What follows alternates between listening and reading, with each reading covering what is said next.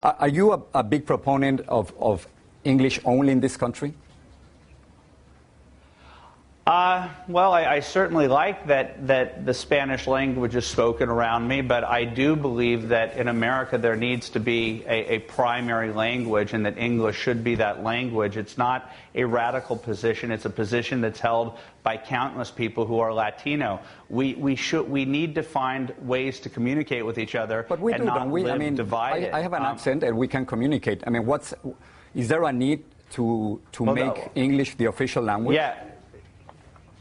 Well, call me a radical. I think that is one position where I think that when people come here, they benefit greatly. I think that when you sequester yourself, when you put yourself into another area where you can't be part of the main traditional culture, you're limiting your possibilities in the United States. And I think that's one of the problems. What's wrong with being bilingual? And what's wrong with being bilingual? There's no problem with being, but there's nothing wrong with being bilingual. To say English only does not mean that I took Spanish in high school. It wasn't because it was a requirement. It was because in America we believe in free choices, and if you want to take a second language, that's perfectly fine. But I'm telling you, one limits oneself in this country. If you come as a legal immigrant to this country and you choose to only speak your language, whether it be Polish or Russian, like many of my own relatives came here. If you speak only Russian and Polish,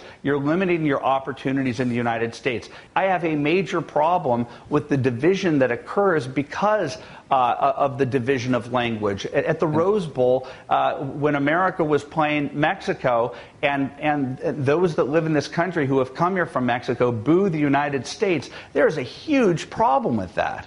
Mm-hmm. This is not the first time that this has happened, and I think that is because in the United States, the cultural Marxist ideas of separating people into different racial groups. I love Latino culture, but I hate the concept of la raza. It is a divisive mindset. I hate that blacks and Hispanics are pitted against each other. I really do. Call me naive, but I grew up in an adopted family where my mom is Christian and Caucasian, my dad is Jewish, my sister is Mexican, and I don't know. I don't tan so well. I think I'm mostly Irish. Let me just finish with something else, Mr. Breitbart.